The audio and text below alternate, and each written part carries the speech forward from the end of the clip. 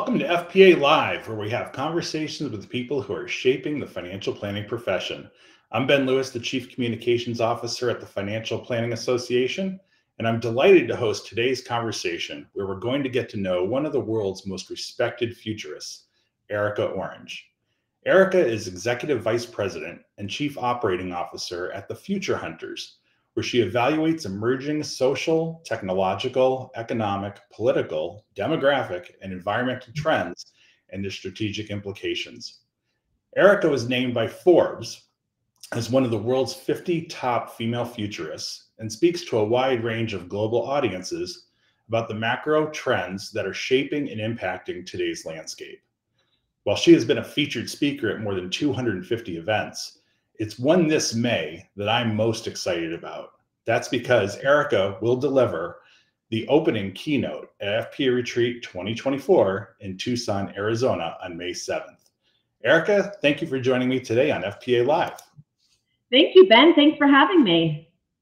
Well, thank you. And I want to thank all of you who are joining us today. And I want to encourage anyone with a question to go ahead and post it. And if we have time, we will address it.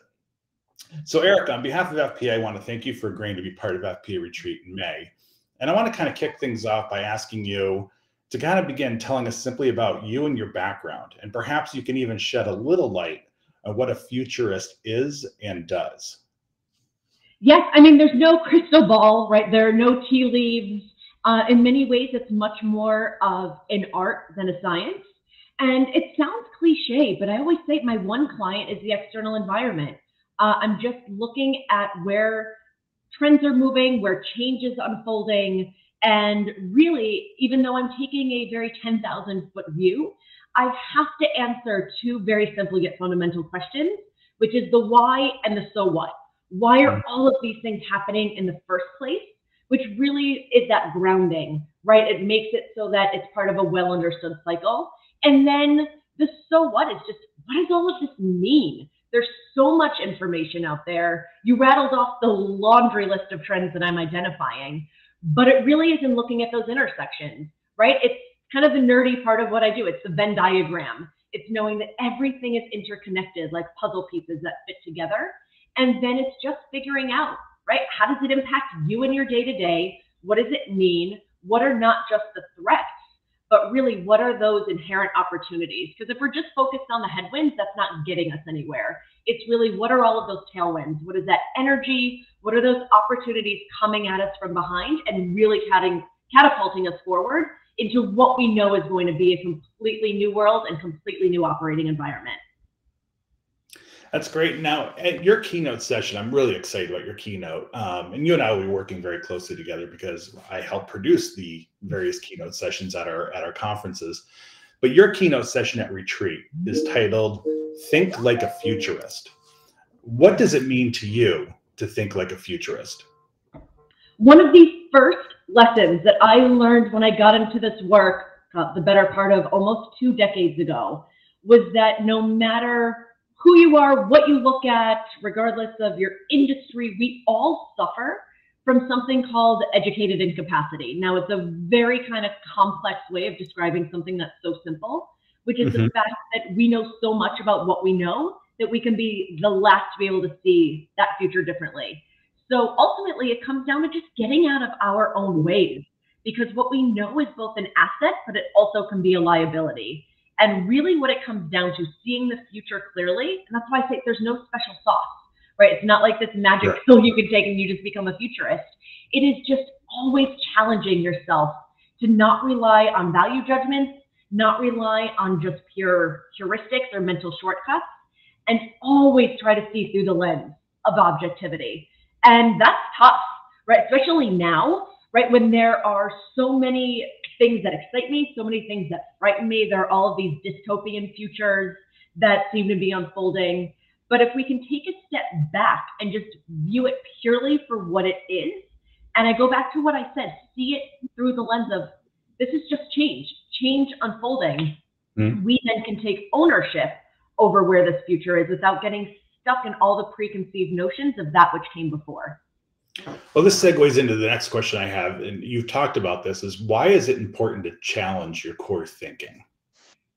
If we just rely on past answers to solve tomorrow's challenges, it's not going to get us to where we need to go, right? Because the operating environment, as I said before, it's completely different. And we see this case in point when it comes to, let's say, generational trends. There is a default thinking, oh, generations today, or their values, their attitudes, their ways of working are not that of previous generations. And we get stuck in trapped thinking when it comes to just getting out of our own way. The same is true when it comes to adopting technologies. And we know that we are right at the precipice of this exponential rate of technological change that is just accelerating at such a rate, it's hard for us to get our heads around it. But if we ascribe value judgments to what that technology is and the impact it could have on us as humans, then we get into a bit of hot water because we're just spinning our tires. And the mental math that we have to really think about is not the pendulum going back and forth, but it really is a spiral. The future always is a spiral. Change is a spiral. We have touch points to aspects of our past, but we're always evolving beyond it and above it and in new ways. So it's not ever going to go back to just one point in time because that time is already past. Okay. And how can understanding trends better shape the strategies that business leaders employ? And not just, big corporate CEOs of Fortune 500 companies, but even small and mid-sized businesses that are out there. How can understanding those trends kind of shape those strategies? I mean, we always have to stay one step ahead of where things are moving, and also just be cognizant of separating out the hype from reality. Part of really being a futurist too is staying grounded and having that realistic perspective. And we see this now, right? We're in all of these hype cycles. The one last year when it came to Web3, the blockchain, crypto, there was so much noise out there.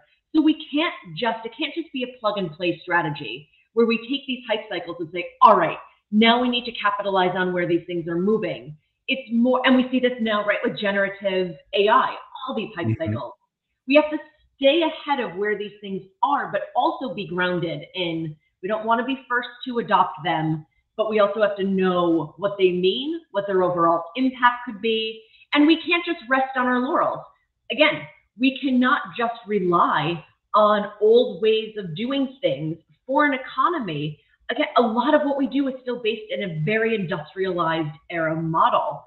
Think of clocking in at 9, clocking out at 5. That's an economy that was 3 to 4 economies ago, but yet we still create solutions and new product opportunities and all of these things that were appropriate for this bygone era where we have leapfrogged a lot of it, but yet we don't have the thinking to really know what is appropriate for this new time. So you mentioned AI. I mean, obviously AI is something that's impacting every industry. Within financial services specifically, because I know a lot of our members are also trying to get their arms around AI and how to use it, where should it actually, what are you seeing in terms of trends in financial services, financial planning, financial advice, regarding AI? Yeah, so AI in many ways, basic AI is a computational tool in and of itself is not new. We've seen basic forms of AI come in, and it really is about driving a few things. One, it's about driving new efficiencies, and they're time-based efficiencies, knowing that we can use basic AI to glean insights, do data and number crunching, and it's also leading us to be more productive. So again, it sounds cliche, but it really is augmented intelligence. For financial professionals, it's coming in and honestly eliminating a lot of the drudgery that frankly, we weren't even meant to be doing in the first place, right? When you think more existentially about human purpose and work, so that we as professionals can migrate up to that next order value proposition and really tap into our deeper cognitive abilities. Things like client and relationship management are going to become so much more important. And none of that is ever going to be disintermediated. We just have to start thinking of how we double down on our unique human skill sets, knowing that AI is a very powerful tool and a powerful differentiator, but it is just that. it is a tool. It's not going to come in and do the critical thinking. It's not Sure. going to come in and have any sense of judgment. So it does elevate a completely different set of skills in our own kind of personal toolkit that we need to start both reprioritizing and prioritizing in the first place. Now, our members and typically the attendees at retreat are financial planners. Now, I don't want you to scoop your presentation at the event. And chances are you've already talked a little bit about some of the things you're going to talk about. But what are some of the trends that you're seeing today that will shape the work of financial planners in the years ahead? Well, I mean, AI is obviously a huge one, and AI is then moving into more specialized forms, right? It goes from basic to then machine learning, deep learning, the neural net, all these fancy terms to basically describe where generative AI is right now. And again, this is a tool that is very data driven. It's very exciting. It's allowing us to glean insights and really tap into consumer data in new ways, financial planning data in new ways. But again, that's when we need to pause and just kind of pull the brakes back a little bit and just rethink what the role of a financial planner and analyst is even going to look like. So we know, again, we're never going to be obsolete, but we are in this operating environment where a couple of very critical things are coming together with the technology, which is the fact that it is changing our notions of what is real, fake, and true and false. And this is creating this kind of cauldron effect where trust and truth are going to become so paramount to all that we do. And that's why I go back to what I said about the value of human relationships. It also elevates the need for ethics, fairness, things like transparency, authenticity. And, you think of the relationship you have with your financial planner. That is going to be one of the biggest things that we have to focus on, freeing up all of that space, all of that work that, again, can be done by software, and really thinking, what is the value of that relationship? How is it built on a foundation of trust when we are living in a world of trust decay, and our technologies and reliance on these technologies are leading to that?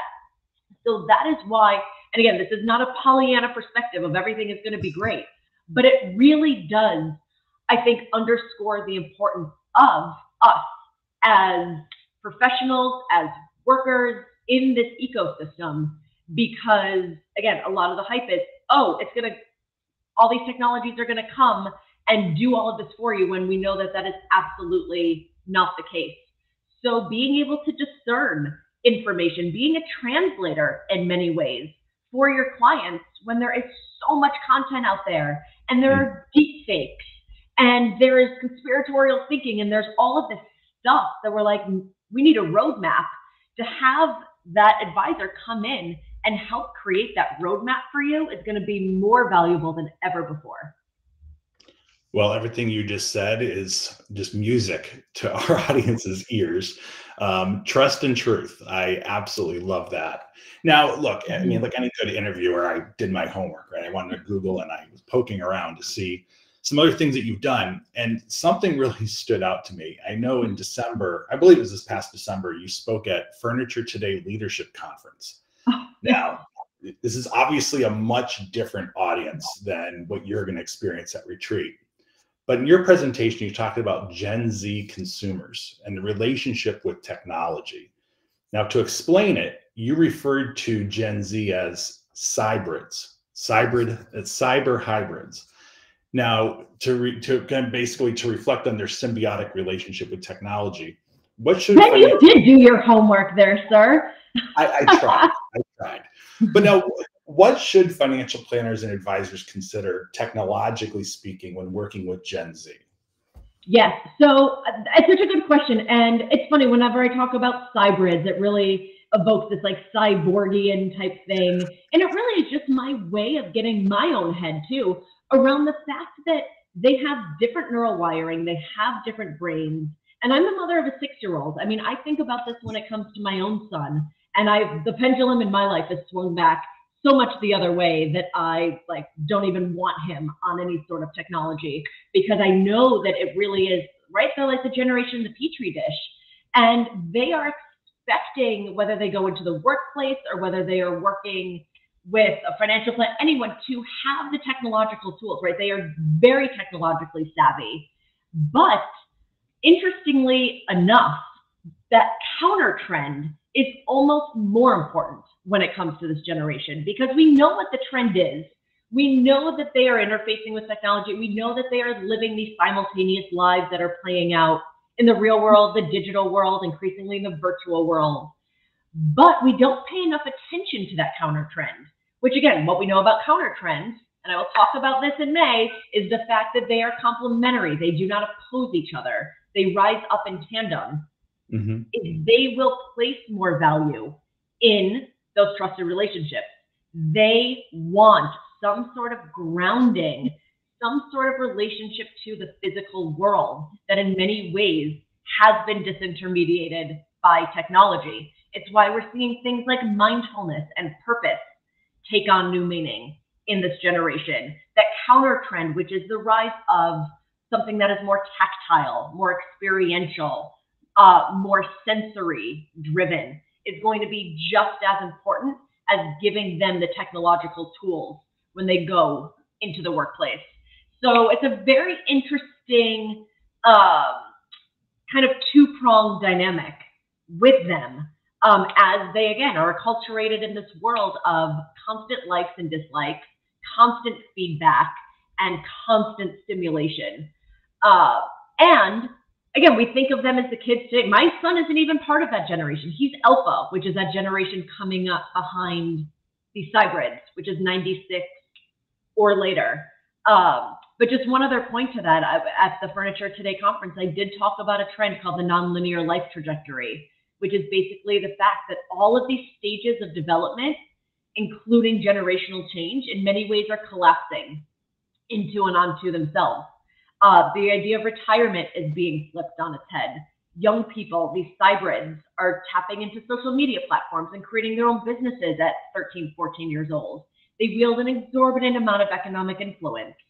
We see baby boomers moving back in with their adult children, and all of these just kind of skewed generational dynamics that do make traditional segmentation a lot harder. So the values and attitudes and the judgments that we ascribe to a generation are also becoming much more inverted. So building off of this, because, you know, a lot of our members and a lot of planners are very passionate about not just financial literacy, but financial wellness. And part of me is wondering how this connection with technology is going to impact the future of financial literacy, whether it's in schools or it's in nonprofit organizations, what have you. You know, because I mean, a lot of state governments and so on are passing laws that say that, you know, in order to graduate high school, you need to have 1 credit of some kind of personal finance or financial literacy education. That's very traditional. Like, teacher stands up in front of the and teaches. How do you see financial literacy, financial wellness, as we typically have known it, being impacted by the role of technology for these younger people? I mean, and there's slightly two different animals, right? Because a financial wellness, you know, you think about it across the entire lifespan, and with everything happening, and this is going to get a little conceptual, but everything happening with genomics and neuro and all of these things are changing our whole thought processes around aging as well, knowing that we can remain vital well into our 80s and 90s, what that does to thinking of long-term care, what that does in terms of a lifespan, and not even lifespan, but a health span that could well be into 90s and 100 years old. So again, we have to flip our thinking around what it is that we're actually planning for, also knowing that the retirement age is wholly antiquated, and we haven't even begun to hit the tip of the iceberg when it comes to how we need to rethink that. But financial literacy is interesting because it is becoming financially literate in what exactly? When a lot of those tools are starting to shift, when the technologies that underpin those systems are starting to shift, when currency in and of itself is becoming harder to define. So again, we obviously have to start at earlier and earlier ages.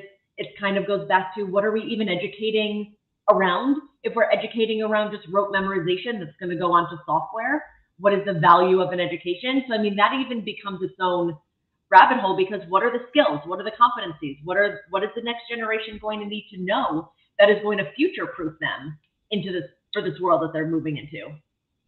It's great.